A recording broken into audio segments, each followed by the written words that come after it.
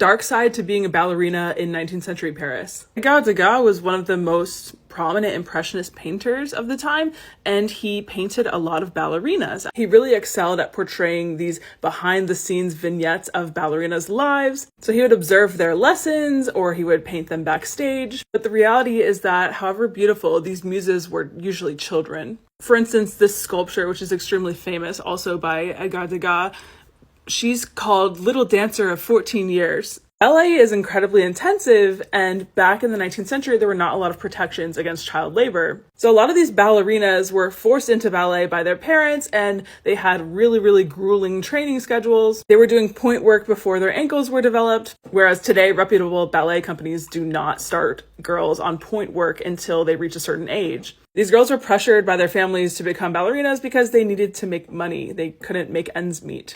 So while these paintings are incredibly beautiful, the reality is that a lot of these girls had really physically grueling lives, and the demands that were placed on them did not end when they left the stage. Backstage, they had patrons who were, let's just say, creepy pedophile men. There's no other way to say it. And these girls who were expected to bring money home to their parents were often required to perform services for these men. What's really sad is that a lot of these girls got injured or burnt out because of how physically demanding ballet was. Many of them ended up becoming prostitutes, and there's evidence to suggest that this girl who modeled for Degas at age 14 eventually turned to prostitution when she was no longer seen as fit for ballet.